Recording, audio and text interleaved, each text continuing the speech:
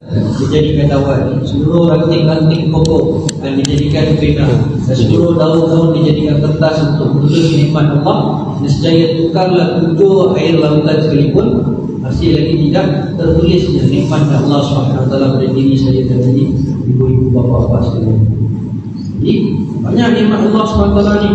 Dia katakan sehingga dalam tubuh badan kita ada 6,666 urat saraf.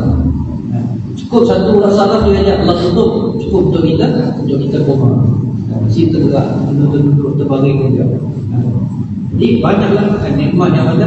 Hari ini Allah SWT beri kepada kita yang mana kita kena banyakkan bersyukur dengan Allah SWT. Nikmat yang paling besar sekali adalah iman dan Islam. Jadi alhamdulillah bapak yang dimuliakan Allah SWT, pada minggu lepas telah berkongsikan tentang puasa, termasuk sekali dah puasa kafarah, puasa qada dan juga pembayaran fidyah.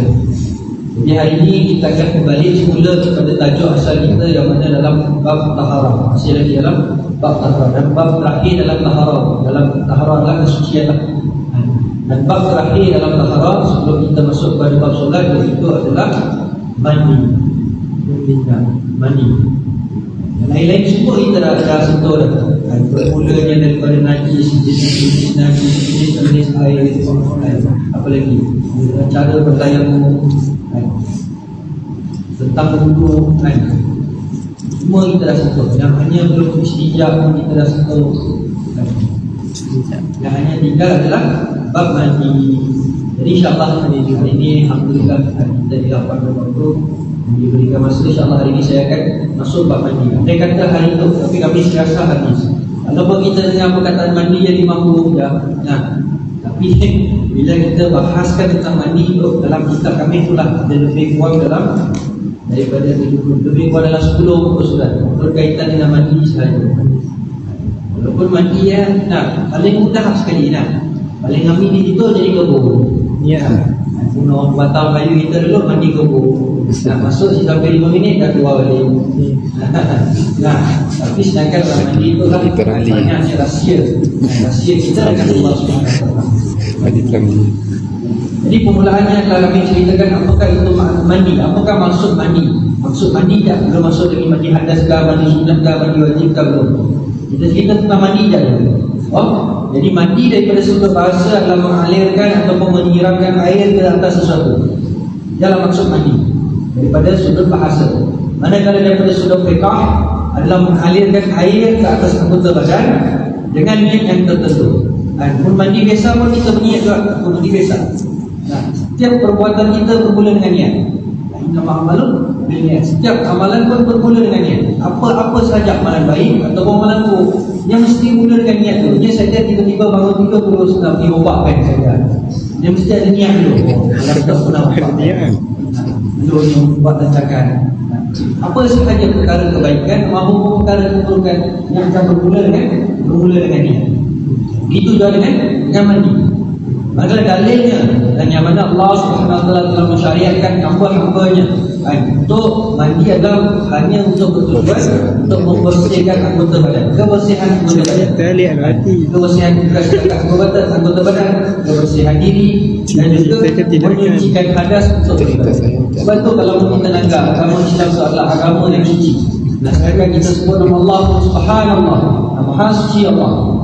Apatah lagi agama yang Allah SWT telah berikan kepada kita, sucinya agama Allah SWT ni, sehingga kan ke mandi pun Allah SWT minta telah hantar Nabi SAW untuk ajar kepada kita cara mandi yang sempurna. Sebelum-sebelum tu kita dah sentuh cara penghijabban, cara ambil wudu, cara istijab, cara pembezaan air mutlak mana satu, air mustahab mana satu, air mustabas mana satu. Betapa indahnya.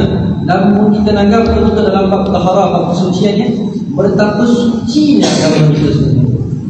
Sehingga sekecil-kecil perkara pun dibahaskan juga. Cara nak memotong misai, cara nak cabut bulu ketiak, sampai ke tahap dia diceritakan betapa suci dan bersihnya agama Allah SWT. Jadi berselaras dengan firman Allah SWT, Auzubillahi minasyaitonir rajim, wala taqrabuhunna hatta yadkhulul zina fa idza tatahharna fa'tuhunna min haitsu amarakumullah. Dan janganlah kamu menghampiri mereka, iaitu isteri kamu yang sedang haid, sehingga mereka suci, iaitu mandi terlebih dahulu. Dan apabila mereka telah suci, iaitu mandi, maka bolehlah kamu mendatangi mereka menurut cara yang kamu diperintahkan oleh Allah Subhanahu Wa Taala kepada kamu. Surah Al-Baqarah ayat yang ke-222. Jadi antara hikmah mandi adalah yang pertama sekali adalah menghasilkan ganjaran pahala. Dan mandi pun dapat pahala. Tidak boleh bersih. Mandi sebab apa? Mandi adalah satu ibadat yang mana kita laksanakan kewajipannya yang dituntut oleh Allah SWT. Allah Taala perintah kita untuk mandi. Allah Taala perintah kita untuk suci, untuk membersihkan anggota badan. Allah bagi kita mandi biasa. Pun dapat pahala. Sebab apa? Sebab perkara itu adalah ibadat kepada Allah SWT. Akan mendapat ganjaran pahala daripada Allah SWT. Yang kedua adalah mendatangkan kebersihan diri.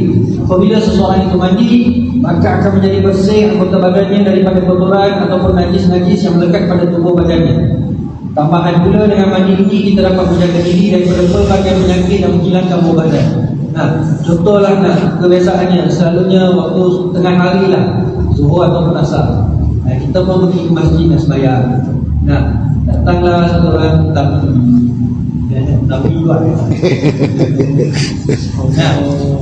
Dari jauh kita duduk-duduk, dia bawa buka pintu masjid, dah bau, dah cium, dah bau badan kita.